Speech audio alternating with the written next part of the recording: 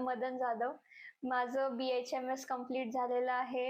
मी certification courses केलेले आहेत gynaec and child हेल्थमध्ये आणि PG डिप्लोमा कोर्स केलेला आहे क्लिनिकल कॉस्मेटॉलॉजीमध्ये. मी एका मल्टी स्पेशालिटी हॉस्पिटलमध्ये वर्क केलेलं आहे मागील काही काळात आणि माझं स्वतःचं सेटअप आहे सध्या, जो मी स्पेशली फक्त स्किन अँड हेअरकडे लक्ष वेधून केलेलं आहे. बाकी काही दुसरे आजार नाही, फक्त त्वचेचे आणि केसांचे रोग सगळे. लोकांना सगळ्यात जास्त कोणते स्किन प्रॉब्लेम फेस करावे लागतात? आजकालच्या युगामध्ये सध्या तरी वाढत गेले बघायला गेलं तर अवेअरनेस आहे बऱ्यापैकी स्किन बद्दल. जेवढं आधीच्या काळात नव्हती, त्यापेक्षा आता मागील 10 वर्ष खूप कमी अवेअरनेस होती. सनस्क्रीन लोकं लावायचे नाहीत. पण आता बऱ्यापैकी मॉइश्चरायझर माहिती झालंय, सनस्क्रीन माहिती झालंय. खूप बाकीचे मला पेशंट स्वतः म्हणतात, "मॅडम थोडं प्रिस्क्राईब करा रेटिनॉल वगैरे." मग आता माहिती झालेलं आहे. तुमचा प्रश्न काय होता? की आजकाल सध्या काय प्रॉब्लेम आहे? स्किन प्रॉब्लेम काय आहे?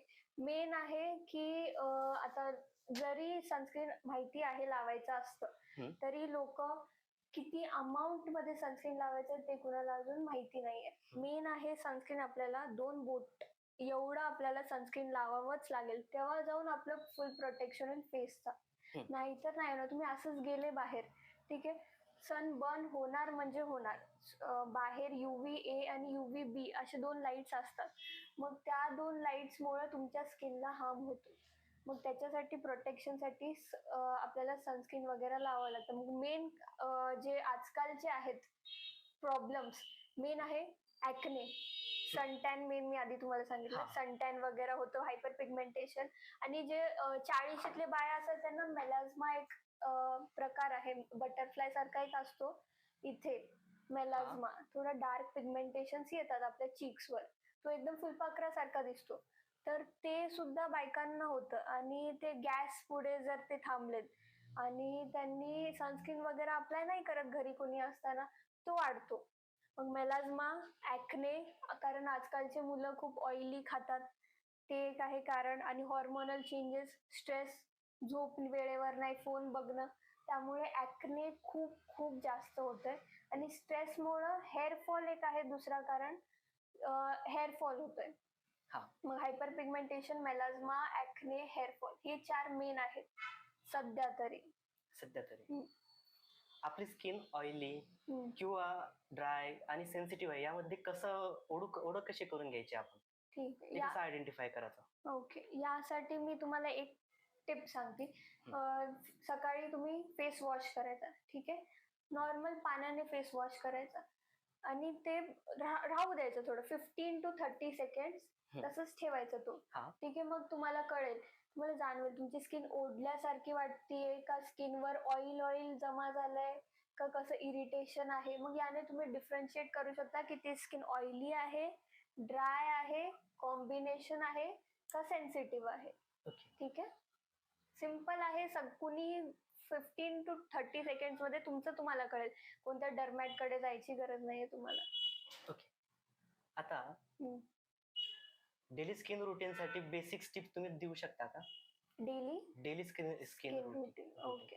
बेसिक टिप्स ॲज इन तुम्ही मॉर्निंग ट्वाइस तरी फेस वॉश करायचा, ठीक आहे.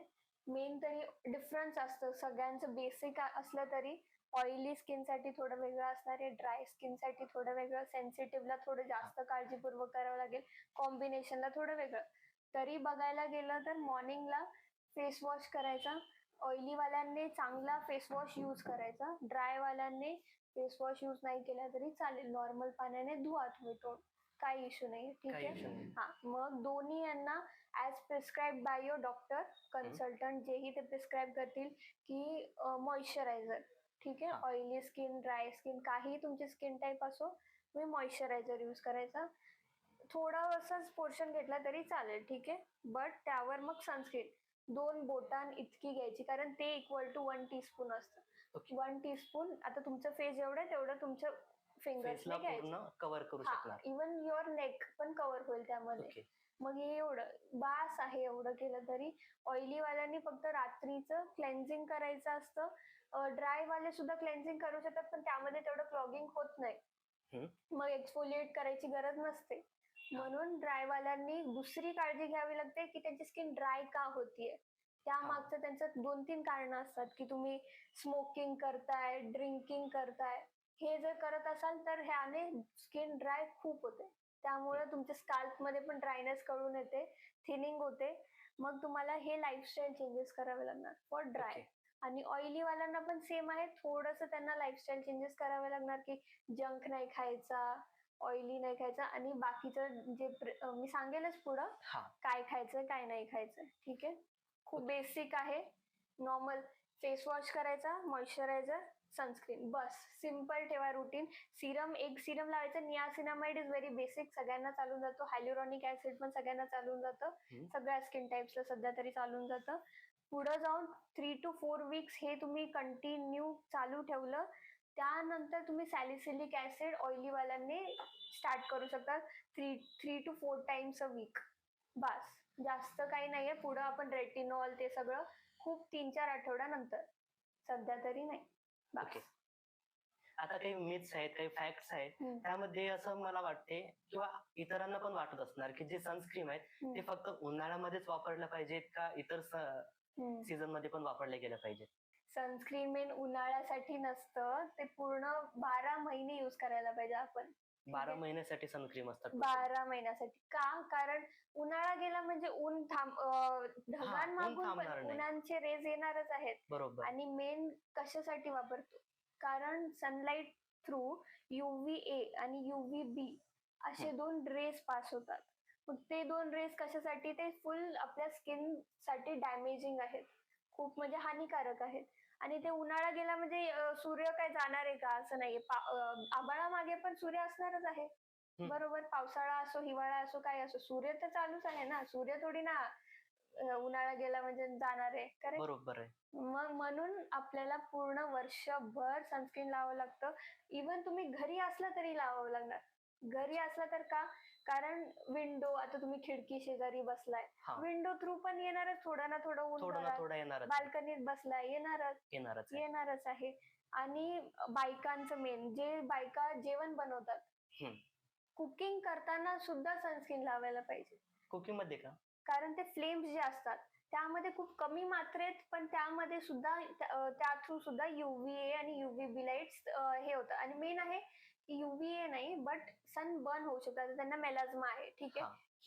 हीट जनरेट होतीये. मेलाझ्मा थोडं डिटेल सांगू शकता? हा, मेलाझ्मा आहे की 40शीतल्या बायकांना, ठीक आहे, 40शी नंतर ज्यांचं मेनोपॉझल असं प्री मेनोपॉझल एज ग्रुप असतो, नाहीतर ज्यांचं आता प्रेग्नन्सी झाली आहे, डिलिव्हरी झाली आहे, और ड्युरिंग प्रेग्नन्सी, असं बायकांना होतात.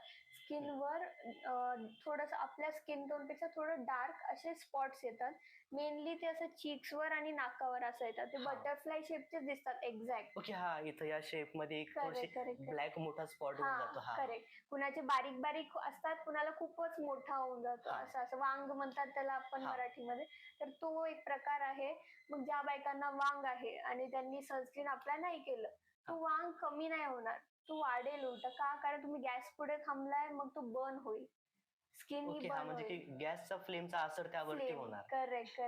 त्यामुळं ती जी म्हणजे आपण इनडायरेक्टली असं पण म्हणू शकतो की UVA किंवा B ते फ्लेम मधून पण इफेक्ट करू शकतात. बर्न होऊ शकते आपली स्किन. म्हणून त्यामुळे सनस्क्रीन यूज करावे. असं तरी फक्त 3 महिनेच नाही तर 12 महिने, आणि फक्त बाहेरच नाही तर घरी सुद्धा. तसं स्पेशली बायकांना, म्हणजे स्पेशली महिलांसाठी. नाही माणसांना सुद्धा कोणत्या वांग येतं. 40s नंतर मेल्सला सुद्धा येतं वांग. सगळ्यांनी तसं अप्लाय करायचं आहे. आणि मेन छोटूसं, माझं वेस्ट नको व्हायला म्हणून फक्त एक P साईज नाही यूज करायचं, तर 2 फिंगरच यूज करायचं. होऊ दे, संपू दे, तुम्हाला 15 दिवसाने नवीन घ्यावं लागेल, पण तरी एवढं, मगच प्रोटेक्शन. हे आहे परफेक्ट. ओके. म्हणजे आपल्या 2 बोटामध्ये जे अंतर येणार तेच परफेक्ट आपल्या फेसच्या साठी परफेक्ट असतं. बरोबर. इथून इथपर्यंत असं अप्लाय करायचं. स्ट्रेट असं लाईन मध्ये 2 घ्यायचे. ओके. सिंपल. आणि असं अप्लाय करून पूर्ण नेक पण कव्हर होतं. नेक आणि फेस दोघांना पण कव्हर होतं ते. मग Okay. तेव्हा जाऊन प्रोटेक्शन होईल. आणि मेन असतं की सनस्क्रीन एव्हरी 3 आवर्स लावावी लागते. Every 3 hours. Every 3 3 hours. Hours हा. पण जमत नाही आपल्याला, जमत नाही कारण आपल्याला. आउटडोअर तेवढं असलं तर लावावंच लागेल, पण आउटडोअर नसतो, कारण ऑफिस वगैरे असतं 9 to 5 जॉब. 9 to 5 जॉब असतो. हा, ते मग बिल्डिंग मध्येच असतात. हा. मग ते काय करायचं की जाण्याआधी तुम्ही लावलंय, निघण्याआधी एकदा वॉश करून फेस लावून घ्या. मॉइश्चरायझर आणि सनस्क्रीन कॅरी करा. ओके, चालेल. Simple. हा, सिम्पल आहे. ट्वाइस अ डे कंपल्सरी सगळ्यांनी करायचं. ओके. आता तुम्हाला घरेलू उपचार ऐकले असणार तुम्ही, जसं हळद झालं, नंतर ॲलोवेरा झाला. याचा उपचार प्रत्येक स्किन साठी सारखाच होते का काही साईड इफेक्ट वगैरे असतात त्याचे? त्याचे आहेत साईड इफेक्ट्स खूप सारे. आता जसं तुम्ही बोलला हळद, अजून काय बोलला, ॲलोवेरा, लिंबू सुद्धा आहे. लिंबूचं आहे की लिंबू जर तुम्ही अप्लाय केला, मेन आहे तो खूप ऍसिडिक असतो लिंबू. ठीक आहे. मग तो जर तुम्ही पूर्ण फेसवर तुमच्या अप्लाय केला डिरेक्टली तसाच्या तसा, ठीक आहे, जळणार तुमचा फेस, जळण होणार, तिथे बर्निंग होणार. का? कारण तो खूप ऍसिडिक आहे. त्याला तुम्ही जर अप्लाय तुम्हाला करायचं आहे तर थोडंसं डायल्युटेड फॉर्म मध्ये अप्लाय करायचं. ओके. विटॅमिन सी चे सिरम असतात, म्हणजे lemon is equal to vitamin C. मग विटॅमिन सी चे सिरम बऱ्यापैकी डायल्युटेड असतात, खूप कमी पर्सेंटेज असतो त्याच्यामध्ये लिंबाचा. मग तो सेन्सिटिव्ह लोकांची जर स्किन आहे तर त्या स्किनला तो अजून इरिटेट करणार, खाज वगैरे होणार त्यांना. ड्राय स्किनला पण सेम तसंच इश्यू होणार, रेडनेस वगैरे. ड्राय स्किन साठी जास्त इश्यू होणार. हा, करेक्ट. आणि कारण की ड्राय स्किन थोडं काय झाल्याच्या नंतर तिथं इचिंग वगैरे आहे. करेक्ट. आणि ऑइली स्किनला पण सेमच आहे, कारण त्यांना तिथे ऍक्ने आहे. मग त्या ऍक्नेवर जर तुम्ही हे केलं तिथे सुद्धा इरिटेशन होणारच. म्हणून डिरेक्ट कधीही तुम्ही लिंबू वगैरे डिरेक्ट नाही लावू शकत. तुम्ही त्याला डायल्युटेड फॉर्म मध्ये लावा. ठीक आहे. आणि मग तुम्ही हळदीचं बोलला, हळद चांगला अँटीबॅक्टेरियल अँटीसेप्टिक क्रीम सारखं आहे. ठीक आहे. हळद तुम्ही यूज करू शकता, पण त्याचं पण सेम आहे की सेन्सिटिव्ह स्किन वाल्यांना नाही सूट होत. कधी कधी ते इचिंग होती, त्यांनी ॲलर्जी होती हळद देणे.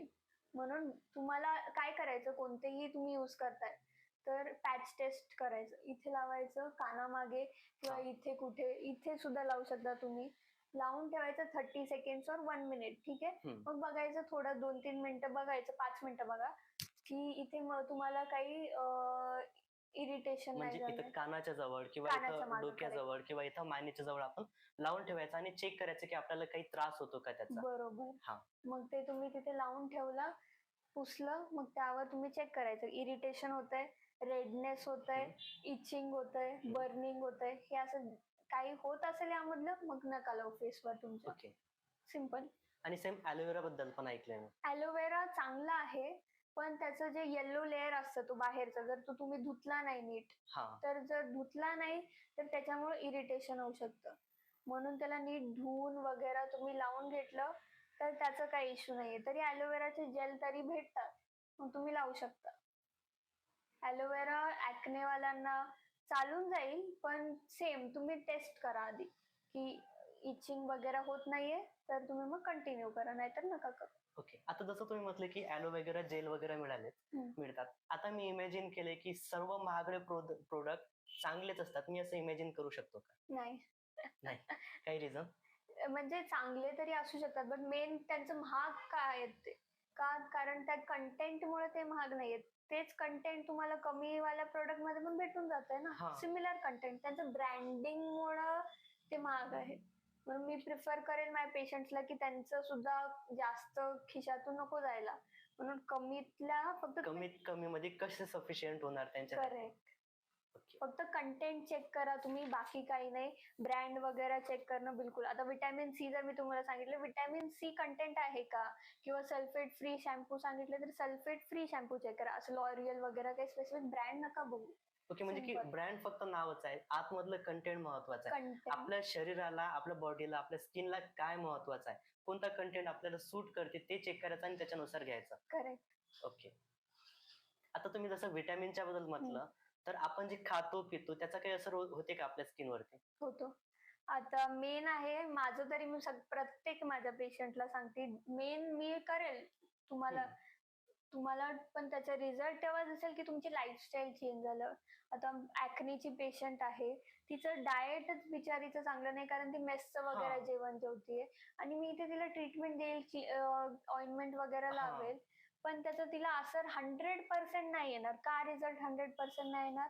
कारण तिचं लाईफस्टाईल चांगलं नाहीये. न्यूट्रिशन पाहिजे. जे तुम्ही खाता ते तुमच्या फेसवर दिसतं. ओके. न्यूट्रिशन पाहिजे, चांगलं अँटीऑक्सिडंट्स घ्यायचे स्किन अँड हेअरसाठी. हम्म. ते मेन आहे. अँटीऑक्सिडंट्स घेतलं मग तुम्हाला बिलकुल ते दिसून येईल फेसवर. Broccoli, flax seeds, pumpkin seeds असे खूप सारे चिया सीड्स. सीड्स मेन आहेत. सीड्स मेन आहेत. सीड्स मेन आहेत आणि मग त्यासोबत ऑलिव्ह ऑइल घेऊ शकता. नॉर्मल ऑइल घेण्यापेक्षा ऑलिव्ह ऑइलमध्ये बनवायचं, त्यामध्ये बनवून कुक करायचं आणि अवॉइड करायचं असेल तर तुम्हाला होल होल ग्रेन्स अवॉइड करावे लागतील.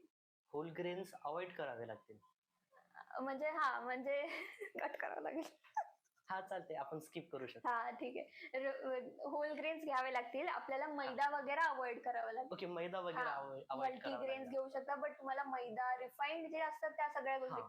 रिफाईंड शुगर बंद करावं लागेल. हम्म. नॉर्मल बेकरी आयटम्स बंद करावे टोटल लागतील. बेकरी आयटम मॅक्झिमम, टोटल पेक्षा मॅक्झिमम हा. बेकरी डेअरी मध्ये पण तसं आहे की दही तुम्ही घेऊ शकता पण प्लेन दही घ्यावं लागेल. प्लेन दही प्लेन घ्यायचं. दही, हा. त्यामध्ये ते शुगर घातलेलं वगैरे, असतं. तो वाला नाही घ्यायचं मार्केटवाला. नॉर्मल दही घरी बनवलेलं घ्या, बाहेरचं घ्या, पण प्लेन दही घ्यायचं. डेअरीमध्ये चालतं पण जास्त नाही, असं डिफरन्स आहे. अजून बाकी तुम्हाला बघायला गेलं तर तुम्हाला ॲक्नेवाल्यांना जंक अवॉइडच करावं लागेल. आणि इन्क्लूड काय करायचं तर फायबर रिच हिरवे भाज्या, हिरवे पालेभाज्या ऍड करायचे. ओके, हिरवे पालेभाज्या म्हणजे खाणे स्किन साठी प्लस हेल्थ साठी दोन्हीसाठी बेनिफिशियल असणार आहे. त्यामध्ये फायबर असतं जास्त, तो स्किन साठी आणि हेअर साठी चांगलं आहे. चांगलाच असणार आहे. गट साठी चांगलं आहे तुमच्या. ओके. कॉन्स्टिपेशन जर असेल कुणाला तर ते लोक सुद्धा घेऊ शकतात. ग्रीन भाज्या आणि ताक इन्क्लूड करायचं. हे फुल फायबर डेली आहे रुटीन मध्ये. डेली रुटीन मध्ये. ग्रीन डेली नाही, अल्टरनेट घ्या. अल्टरनेट मध्ये ताक डेली. ताक डेली चालते. ताक म्हणजे डेली. हा, व्हिटॅमिन सी असते ताकमध्ये, आंबट असते त्यामुळे. फायबर असतं, ताक आहे, फायबर, हे दोन्ही फायबर. कॉन्स्टिपेशन नाही होणार. कुणाला मूळव्याधीचा त्रास आहे त्या लोकांना सुद्धा म्हणजे खूप फक्त helpful स्किनच आहे. नाही तर टोटल बॉडी आपले मेंटेन राहणार करेक्ट त्यामध्ये. करेक्ट. जे तुम्ही खाणार ते तुमच्या चेहऱ्यावर दिसून येणार. ओके. मेन आहे. आतमध्ये काही खराबी चालली आहे ते तुमच्या चेहऱ्यावर दिसून येणार. ॲक्ने आहेत म्हणजे तुमच्या खाण्यावरच काहीतरी प्रॉब्लेम आहे. हॉर्मोनल पण आहे इश्यू.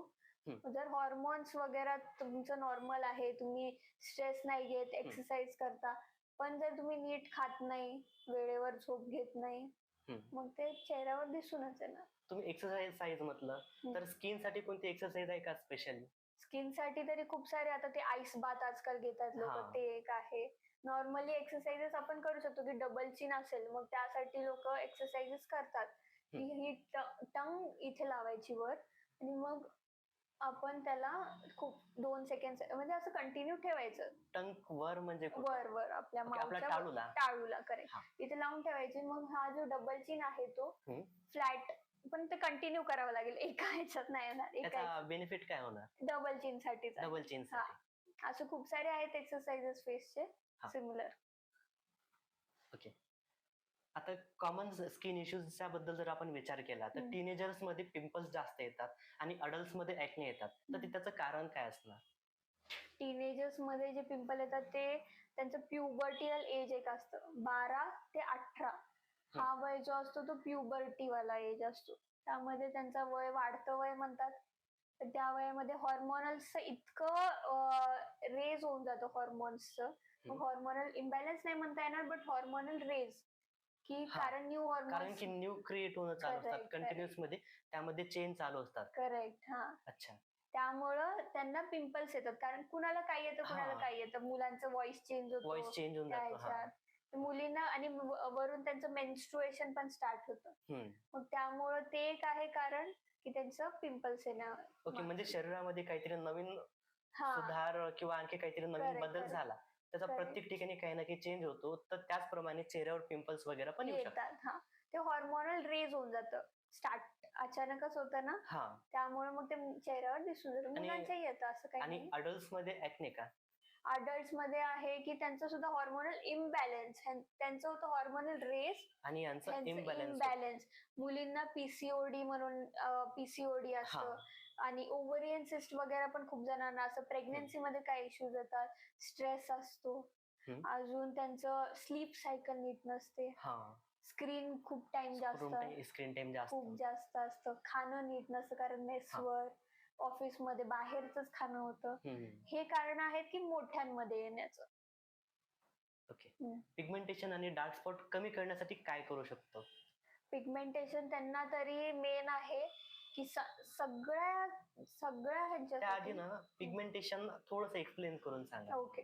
पिगमेंटेशन आहे की आपली स्किन आहे, ठीक आहे, हा. त्याच्यावर थोडस डार्कनेस, आता आपला स्किन टोन जो आहे हा. तो डार्क झाला, अनइवन स्किन टोन. अनइवन म्हणजे सगळीकडे वेगवेगळं आहे, कुठे अच्छा अच्छा, गोरं म्हणजे दिसतंय, इथं गोरं दिसते, इथे नंतर इथं काळं काळं दिसतंय. दिसते, ठिप्पे टिप्प्याच्या रूपात मतलब चालते. ठिप्पे टिप्पे जे आहे ते पिगमेंट येणार ते पिगमेंट मध्ये. हा की ठिप्पे टिप्पे आहे, इथे टिप्पा आलाय, एकच आलाय, बाकी सगळं तोंड हा, ठीक म्हणजे आहे. पूर्ण चेहराचा कलर वेगळा आणि एकच टिप्पा थोडा डार्क असणार. डार्क हा, तुमच्या स्किन टोन पेक्षा डार्क, त्याला म्हणा हायपर पिगमेंटेशन. त्यामध्ये फक्त डार्कच असतात का ब्राईट पण असतात? लाईट पण असतं त्याच्यामध्ये. आता तुमचं स्किन टोन पेक्षा डार्क असेल त्याला हायपर पिगमेंटेशन म्हणणार, आणि जे तुमच्या स्किन टोन पेक्षा लाईट आहे त्याला आपण म्हणणार हायपो पिगमेंटेशन.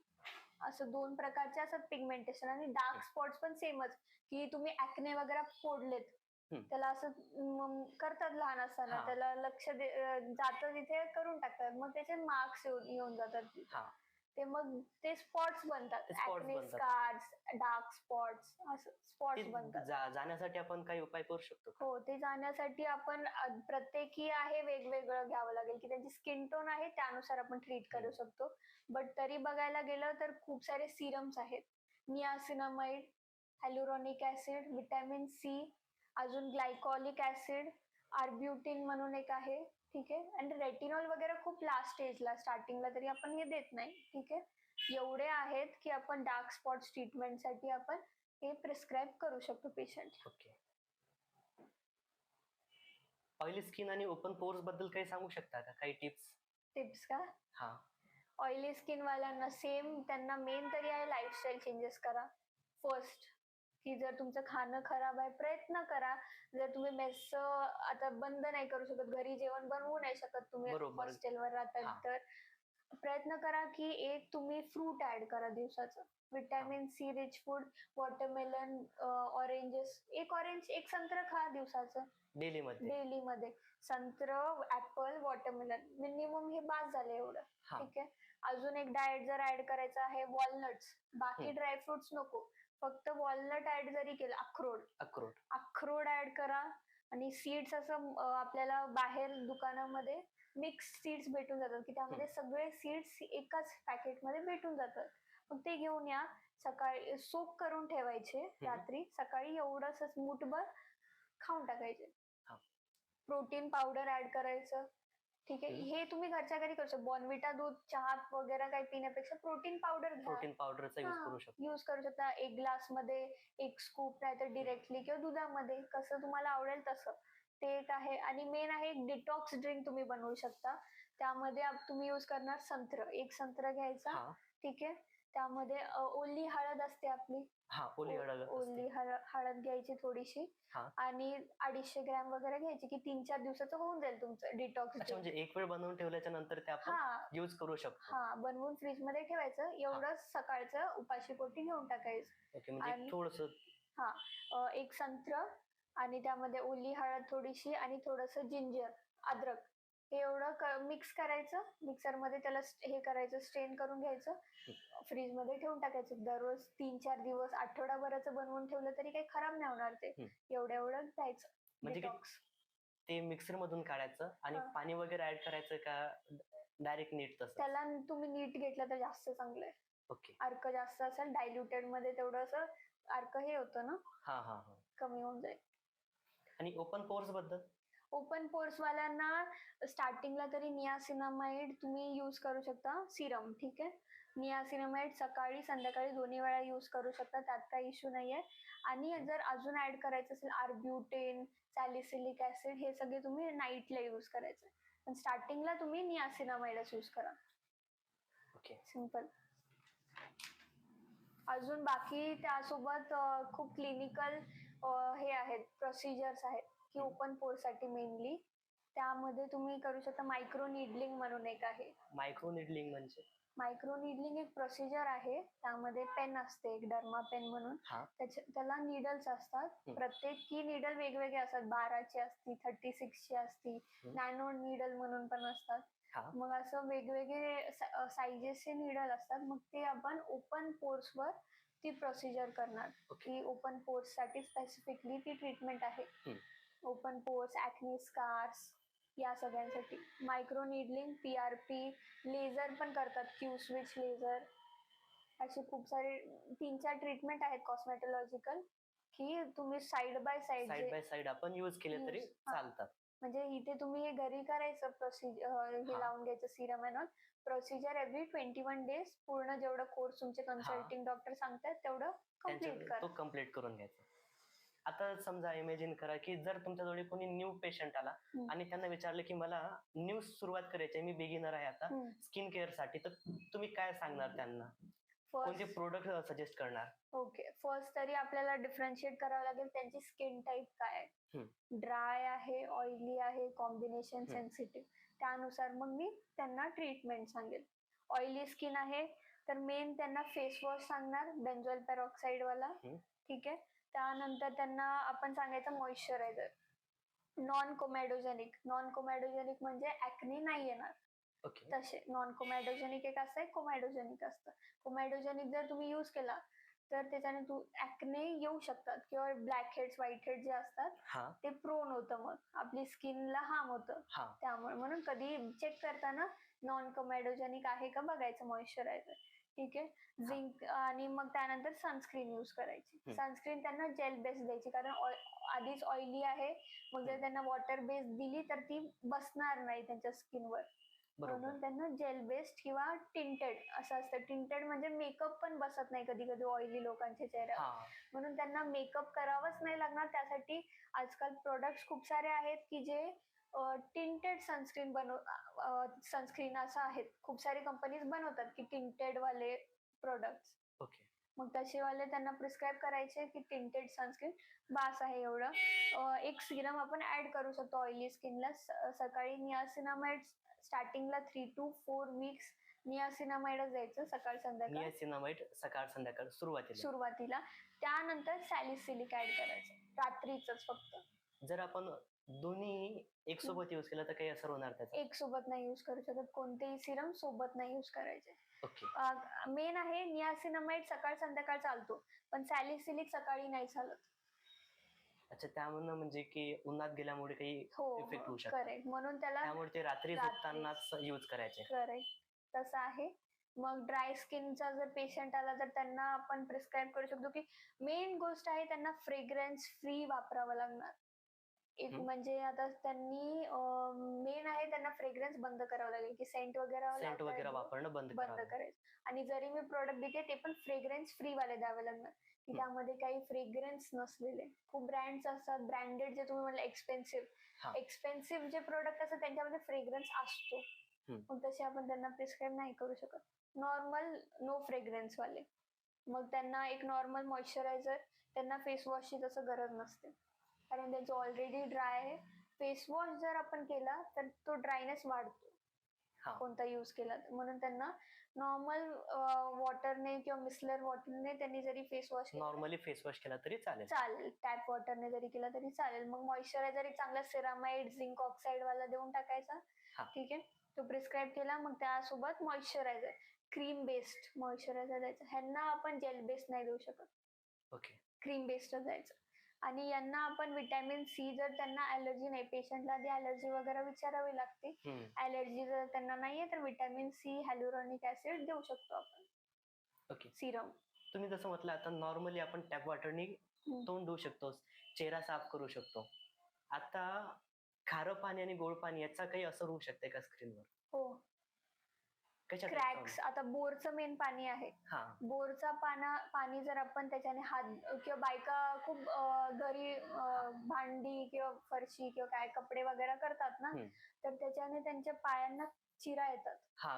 बोरच्या पाण्याने. बोरच्या पाण्याने. खराब पाणी जर आपण वापरतोय तर त्याच्याने आपल्या स्किनला पण हार्म होतो. एक्झिमॅटस पण कुणाच्या स्किनचे निघतात, हे स्किनचे हा, हे लेअर लेअर निघते निघतात हा स्किनचे. तर ते एक्झिमॅटस. खाऱ्या पाण्याचा असर होतो का? हा, बोरचा पाणी जो असतो ना खराब, तर त्या बोरच्या पाण्याने त्रास होतो.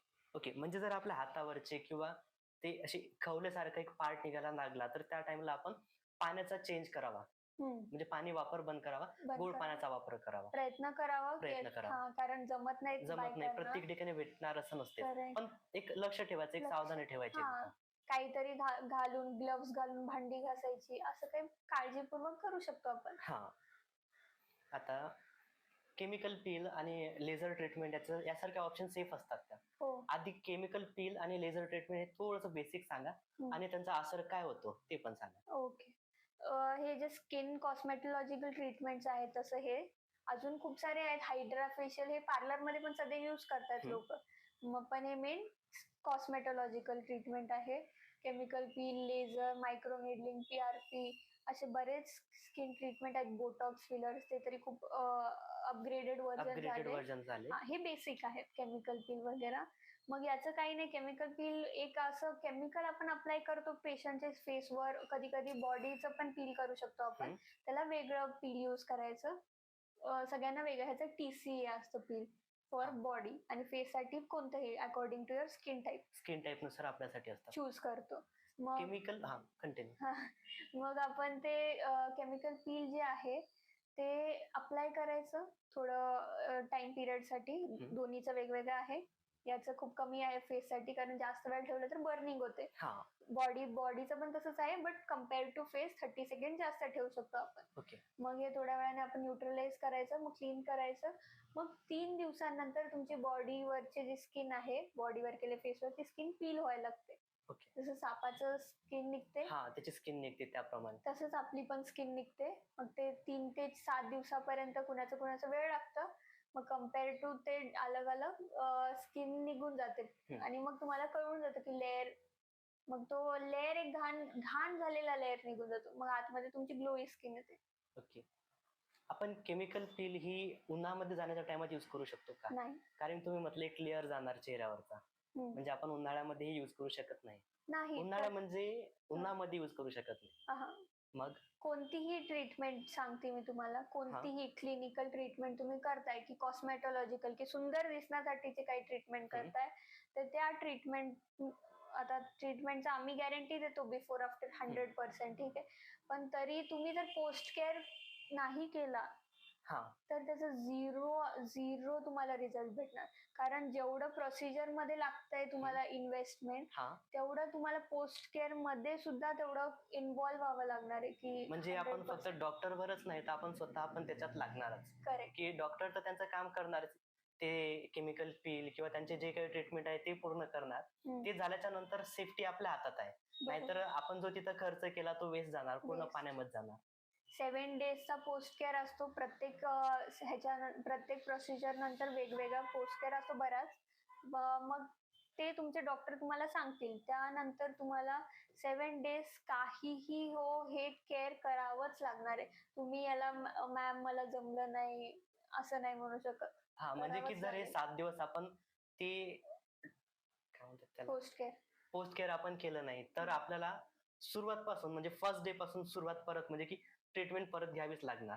जास्त तुम्हाला म्हणजे की जर आपण काळजी पाळलीच नाही तर आपल्याला झालंच तर ट्रीटमेंट परत घ्यावी पण लागू शकते. ट्रीटमेंटचे जरी सेशन्स असतात कम्पेअर्ड 6 to 8 सेशन्स मॅक्झिमम जातात.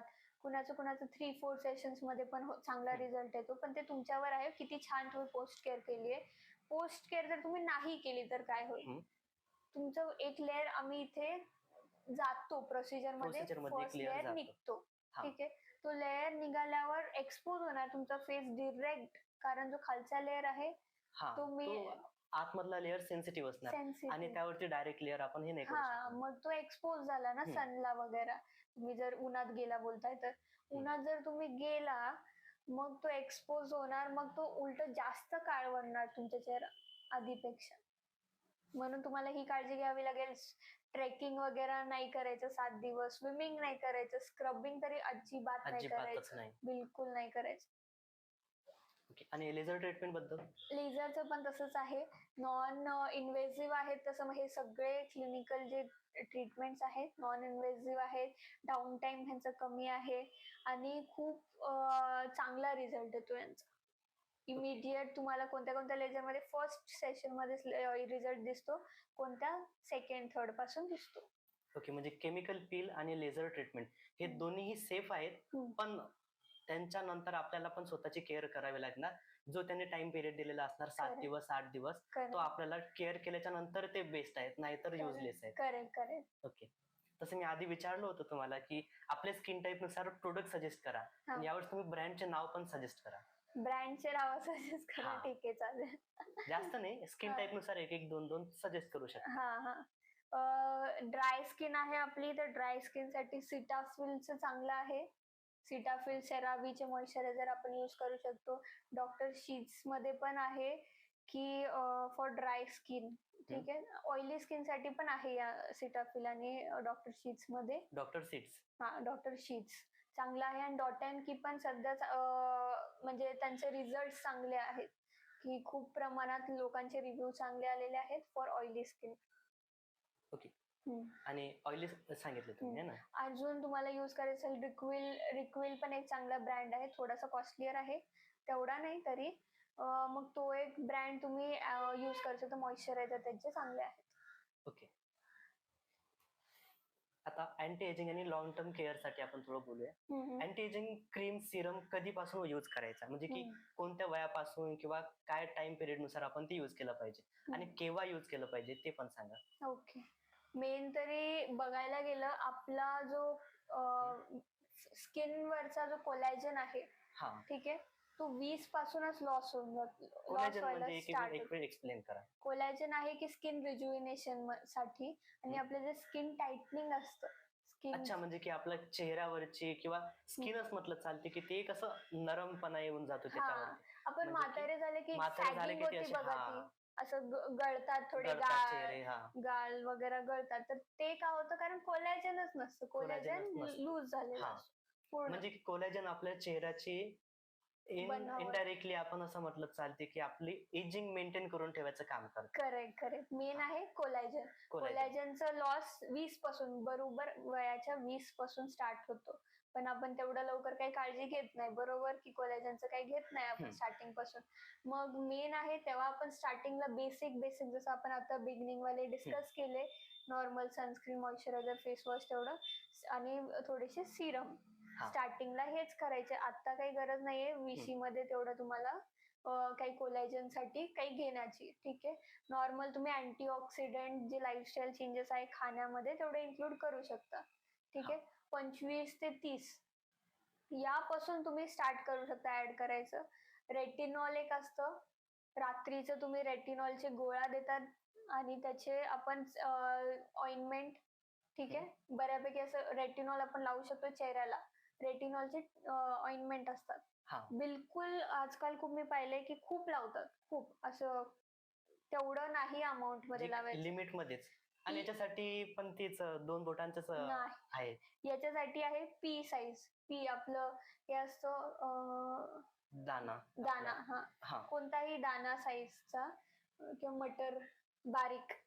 ओके. म्हणजे की मटरच्या दाण्याच्या साईजचा आपण घेऊ शकतो. खूप बारीक. खूप कमी मध्ये. खूप कमी मध्ये घ्यायचंय आणि तेवढंच पूर्ण फेसवर अप्लाय करायचंय. खूप लोकांचे मी व्हिडिओज पाहिलेत ते असे खूप सारे लावतात. खूप. ते बिलकुल तुमच्या स्किनला हार्म करणार, जळणार स्किन. त्याचा असर लगेच नाही होणार. हे जर यूज करायचं असणार, रेटिनॉल जर यूज करायचं असणार तर खूप कमी प्रमाणात. म्हणजे की त्याचा चेहऱ्यावरती असर म्हणजे जळजळ वगैरे होऊ शकते. त्यामुळे ती जेवढा कमी यूज होणार तेवढं बेस्ट आहे. कमी मध्ये तुम्हाला रिझल्ट दिसून जाईल, पण तुम्हाला एक कन्सिस्टन्सी ठेवावी लागेल की कंटिन्यू म्हणजे डेली नाही कधी वापरायचं. 3 to 4 times a week आणि 3 महिने तरी कंटिन्यू वापरायचं असं आहे. बट तरी कोणत्या कन्सल्टंटच्या आदेशानुसारच. आणि तुम्ही अजून ऍड करू शकता मल्टीविटॅमिन्स आणि कोलॅजनचे पण गोळ्या असतात, कोलॅजन क्रीम असतात, आपलं प्रोटीन पावडर असतं. हे सगळं खाण्यात. प्रोटीन पावडर सजेस्ट करू शकता एखादी? हो. एक आहे ब्रिटिश बायोटिन प्रोटीन, तो तुम्ही घेऊ शकता. त्याचे 2 फ्लेवर्स आहेत. व्हॅनिला चॉकलेट तुमच्या स्वादानुसार घेऊ शकता. मॉर्निंगचं घेऊन टाकायचं 1 स्कूप. हे आपला स्किन टाईप नुसार चेंज होणार का? नाही नाही, हे सर्वांसाठी कॉमन आहे ते. हो. ब्रिटिश बायोटिन आपण सर्वांसाठी यूज करू घेऊ शकतो. शकतो. हो. ओके.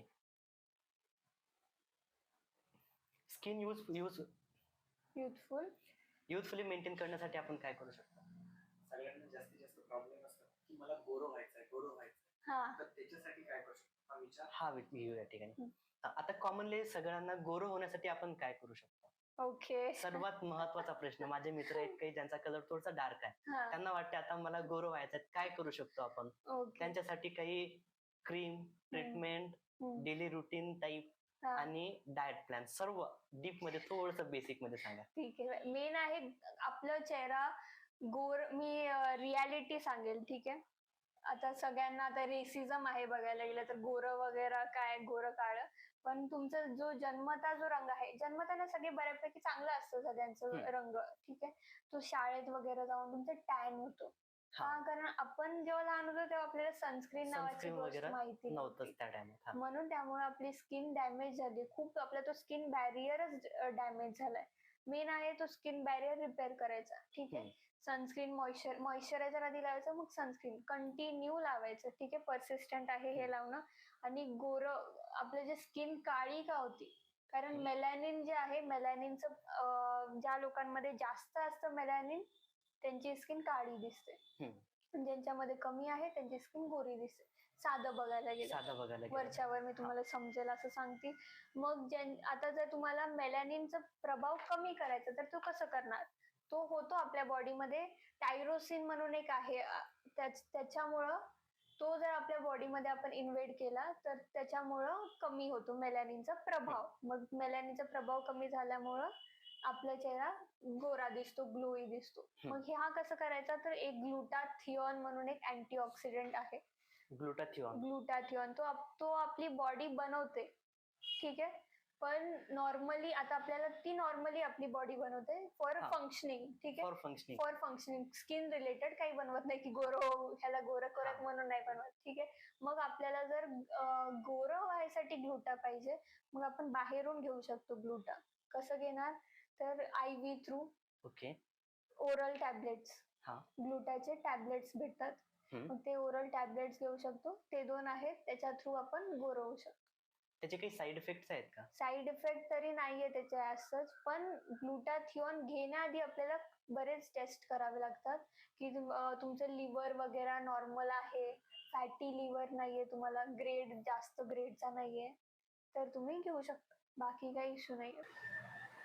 ग्लुटाथिओन जर आपण विदाउट डॉक्टरच्या सल्ल्यानुसार घेतलं तर काय असर होणार?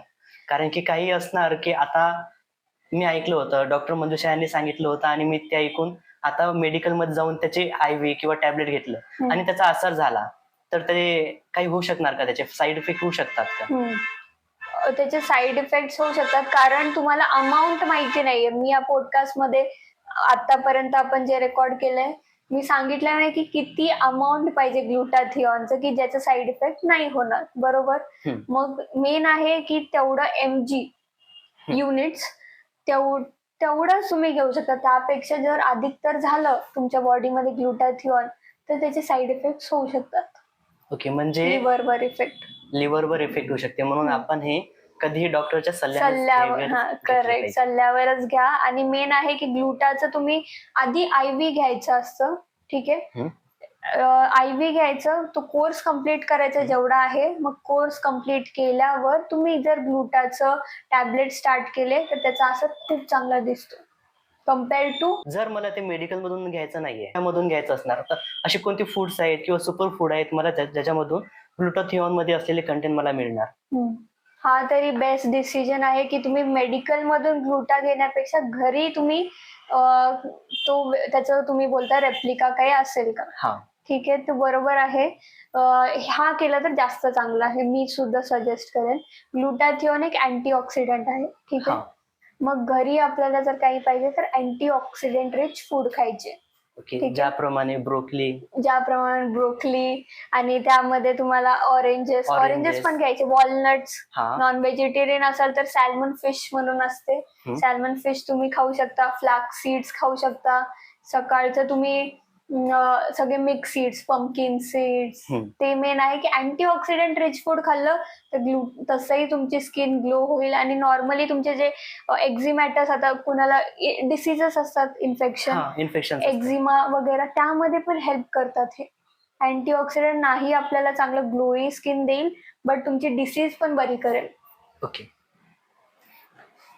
आता मेन आणि वुमेनची स्किन केअर रुटीन जर आपण चेक केली तर त्यामध्ये वेगळेपणा काय असणार? जसं मेनची स्किन थोडी वेगळी असणार आणि वुमेनची स्किन थोडी वेगळी असणार, तर त्यामध्ये तुम्ही काय सजेस्ट करू शकणार? ओके, मेनची स्किन आणि वुमेनची स्किन वेगळी कशी हे आपण आधी बघूयात. मेनची आहे की ते शेव वगैरे करतात, बॉडी फेस शेव वगैरे करतात ते. मग ते शेविंग वगैरे केल्यामुळं त्यांची स्किन थोडीशी कम्पॅरेटिव्हली असते सेन्सिटिव्ह, बट थोडी थिकर असते. थिकर असते. थिक असणार. आणि वुमेनची थिन असते. 25% त्यांची थिन असते आणि ह्यांची थिक असते. आणि शेविंग केल्यामुळे सेन्सिटिव्ह असते माणसांची सुद्धा, बट तरी त्यांची ऑइल वगैरे ऑइली होऊ शकते. आणि ड्राय सुद्धा होऊ शकते स्मोकिंग केल्याने. आता स्मोकिंग आजकाल तरी जेही स्मोकिंग कॉमनली मॅक्झिमम यूज करतात. जेही स्मोकिंग करणार त्यांची स्किन ड्राय दिसणार. आणि स्मोकिंग प्लस अल्कोहोल, मग हे डिफरन्स बऱ्यापैकी आहे. वुमेनचा आहे की हॉर्मोनल इम्बॅलन्स होतो त्यांचा. हॉर्मोनल इम्बॅलन्स, स्ट्रेस वगैरे होतो, पीसीओडी, प्रेग्नेन्सी, या सगळ्यामुळे त्यांची स्किन ऑइली होऊन जाते. मग जे ऑइली बेस्ड मी तुम्हाला सांगितलेलं की ऑइली स्किन टोन साठी, ऍक्ने प्रोन स्किन टोन साठी जे आहे प्रोसिजर की क्लेन्स करायचं फेस, ठीक आहे. फेस वॉश, बेंझॉइल पेरॉक्साईड चांगला यूज करायचा, ठीक आहे. आणि त्यासोबत तुम्हाला मॉइश्चरायझर जेल बेस्डच यूज करायचा. आणि tinted or gel based sunscreen for oily, ठीक आहे. फिमेल्सचं तरी म्हणजे बघावं लागेल अकॉर्डिंग टू स्किन टाईप, कारण मेल्स मध्ये पण ऑइली असते स्किन. म्हणजे मेल्स साठी जास्त तर नाहीये, म्हणजे मेल्स यूज करू शकतात कारण त्यांची स्किन थोडी थिक असते, त्यामुळे ते यूज करू शकतात. पण मुलींमध्ये, फिमेल मध्ये ते चेक करावं लागणार, कारण स्किन थिन असल्यामुळे चेक करून घ्यावं लागणार. दोघांनाही चेक करावं लागेल की त्यांची स्किन टाईप काय. नॉर्मल मी जे तुम्हाला सांगितलेलं की फेस वॉश करायचा, मग 30 सेकंड ठेवायचं, मग चेक करायचं की ती ओढली जाते स्किन का, ऑइल सिक्रेट होतंय का, म्हणजे पाणी पाणी दिसतंय, काय होतं, इरिटेशन होतं. त्याच्याने तुम्हाला कळेल की तुमची ड्राय स्किन आहे, ऑइली स्किन आहे, सेन्सिटिव्ह आहे. कॉम्बिनेशन आहे दोन्ही, मेल फिमेल साठी सेमच असणार आहे. आता सेन्सिटिव्ह स्किन किंवा काही लोकांची एलर्जिक स्किन असते, त्याच्याबद्दल काही सांगू शकाल का तुम्ही, किंवा त्यांनी काय ट्रीटमेंट करावी? सेन्सिटिव्ह स्किन वाल्यांनी तरी कोणतेही न्यू प्रोडक्ट जर ते घेत आहेत मार्केटमधून, कुणाच्या सल्ल्याखालीच घ्यावं, कोणी इन्फ्लुएन्सरचा बघून वगैरे त्यांनी घ्यावं. कोणत्याही स्किन टाईप वाल्यांनी तसं तरी, की कुणाचं बघून घ्यायला नाही पाहिजे, कारण समोरच्याची स्किन टाईप वेगळी आहे, आपली वेगळी आहे. मग त्याला जे सूट झाले ते मला होईलच हे कन्फर्म नाहीये. म्हणून तुम्ही प्रोडक्ट्स जे तुम्हाला तुमच्या हे कन्सल्टिंग डॉक्टरने जे प्रिस्क्राईब केलेले आहेत ते घ्यायचं. आणि तुम्हाला कळलंय तुमची स्किन टाईप काय आहे, त्या स्किन टाईप अनुसार जसं आपण डिस्कस केलंय त्यानुसार त्यांनी dry skin, oily skin, sensitive, त्यानुसार त्यांनी त्यांचं कंटेंट चेक करून घ्यायचं. ब्रँड नाही बघायचं, इन्फ्लुएन्सर नाही बघायचं, काही नाही. आणि सेन्सिटिव्ह वाल्यांनी सेम कंटेंट वगैरे तरी चेक करतील. म्हणजे की जर असं म्हटलं चालते की आता मी एका मेडिकल शॉप मध्ये गेलो आणि तिथं म्हटलं मला एक फेस वॉश घ्यायचा आहे, ब्रँड नेम सेटाफिल आहे, पण सेटाफिल मधलं कंटेंट जर मला त्याच्यापेक्षा कमी रेट मध्ये भेटत असणार तर मी ते पण घेऊ शकतो. म्हणजे ब्रँड नेम महत्वाचं नाहीये, कंटेंट महत्वाचं आहे. आता तुम्हाला फेस वॉश घ्यायचा आहे, तुम्ही त्यांना ब्रँड नेम नका सांगू, त्यांना सांगा मला बेंझॉइल पेरॉक्साईडचा फेस वॉश द्या. ओके, म्हणजे की जर त्यांना कंटेंट सांगितलं तर ते आपल्याजवळ ऑप्शन देतील की या ब्रँड पैकी तुम्हाला जे आवडणार ते घेऊ शकता, यामध्ये हे कंटेंट आहे. करेक्ट. ओके, कंटेंट मेन आहे ब्रँडिंग पेक्षा. आणि मग आपण सेन्सिटिव्ह स्किनवर आलो तर सेन्सिटिव्ह स्किन वाल्यांनी काळजी घ्यायची काय की सेम पॅच टेस्ट करायचं. कोणताही न्यू प्रोडक्ट ते यूज करतात, पॅच टेस्ट करूनच यूज करायला स्टार्ट करायचं. 2 दिवस पॅच टेस्ट केल्यावर तो प्रोडक्ट नाही यूज करायचा. ऑब्झर्व करायचं की इथे काही रिएक्शन काही रिएक्शन होत आहेत का, नाही होत आहेत का, त्याच्यानुसार ते चेक करून घ्यायचे. हा, म्हणजे आपल्याला एलर्जी आहे नाही आहे त्याचा पण अंदाज येऊन जाणार आणि आपल्या स्किनला सूट होते ते पण माहित होऊन जाते. करेक्ट.